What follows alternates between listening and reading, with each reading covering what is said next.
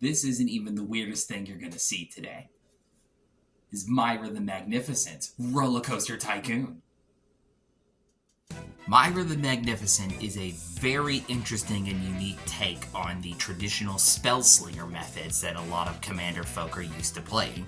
She, hailing from the Unfinity set, uses a special ability word that comes only from that set, opening attractions. I'm not going to be explaining how attractions work in this video here. If you're interested to learn how they function as a game, please refer to the supplementary video that'll be linked as part of this one. But the short of what you need to know is that when you cast instants and sorceries from your hand, Myra opens an attraction. That is going to put these non-land permanent artifacts called attractions onto the battlefield.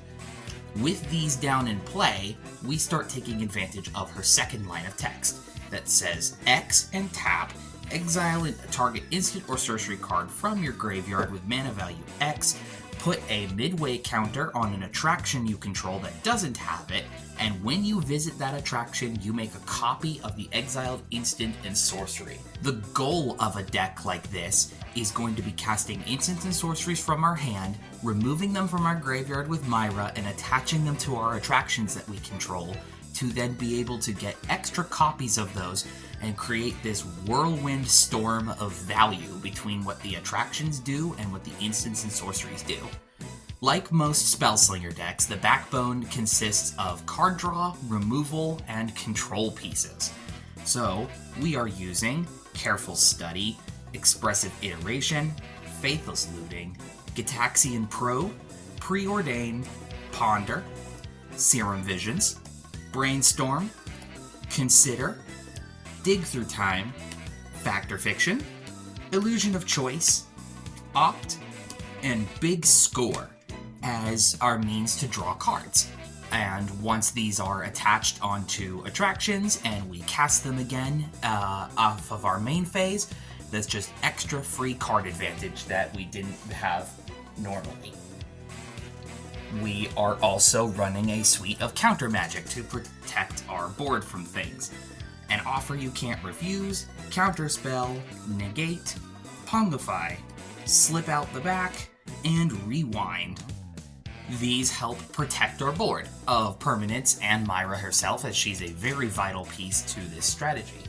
A funny thing that we can use with instants and sorceries is this set of 3 that have no casting cost: Ancestral Vision, Inevitable Betrayal, and Wheel of Fate. If these end up going into the graveyard somehow, you can activate Myra for 0 and imprint these onto an attraction, and you just get repeatable suspend cards anytime you like. We were also going to be using removal pieces as part of our strategy.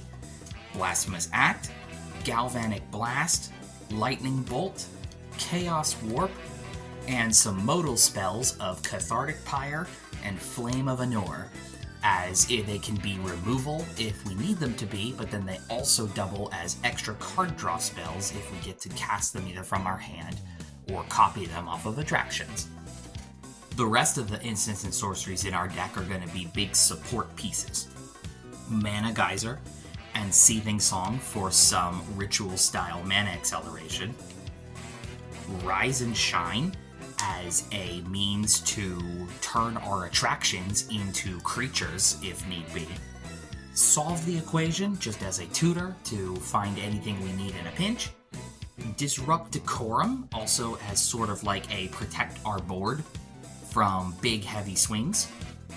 Empty the Warrens and Galvanic Iteration to help increase casting on Storm and to benefit off of having like essentially a Storm deck. If you roll a bunch of attraction hits and copy a bunch of instants and sorcery all at once, you'll make a pretty large Storm count, so being able to capitalize on that is fantastic. We're also doing a few extra turn spells that if these get imprinted onto attractions, there's a small probability that this just goes infinite on itself. You obviously have to get lucky with your dice rolls, but as we'll see in a minute, we have a few ways to manipulate that. The last instance of sorcery to talk about is probably the shout-out Backbone Gold Star winner of this entire deck, and that's Command Performance, another sorcery from the Unfinity deck that when we go to cast it, we are looking to do these two modes exclusively, opening an attraction and rolling to visit your attractions.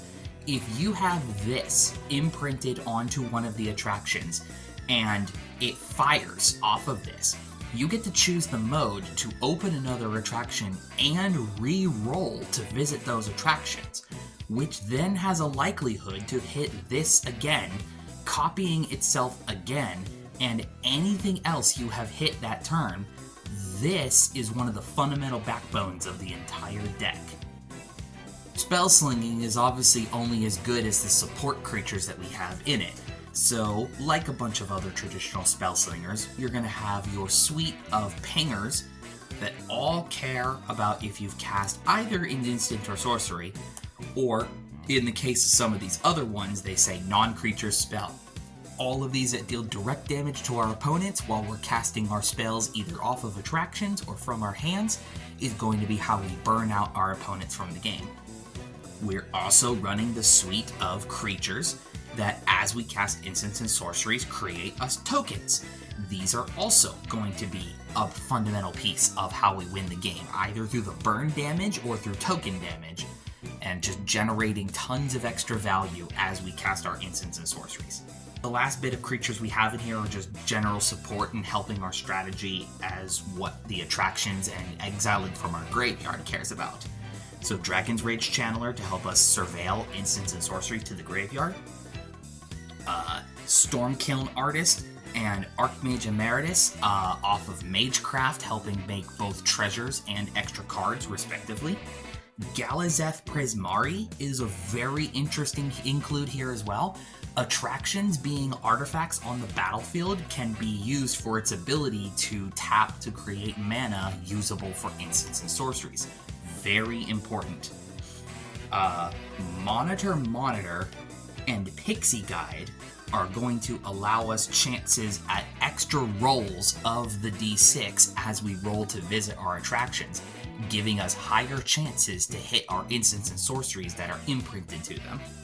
And Goldberry River Daughter allows us to pull the midway counter off of attractions so that another instant or sorcery can be imprinted onto the same attraction, bypassing the restriction that Myra has.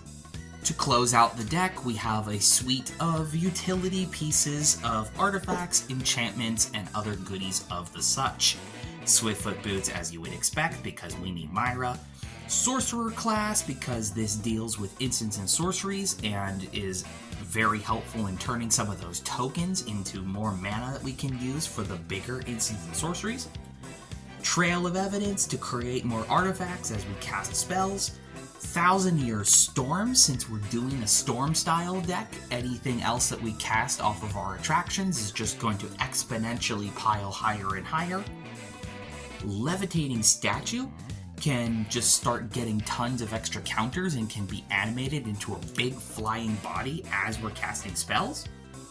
Twinning Staff, since the spells that we are casting off of attractions are copies, every single one of those immediately becomes doubled with the Twinning Staff. Saheeli Sublime Artificer is like one of those other token creating cards like Young Pyromancer and Talrand, creating us artifact tokens as we cast spells.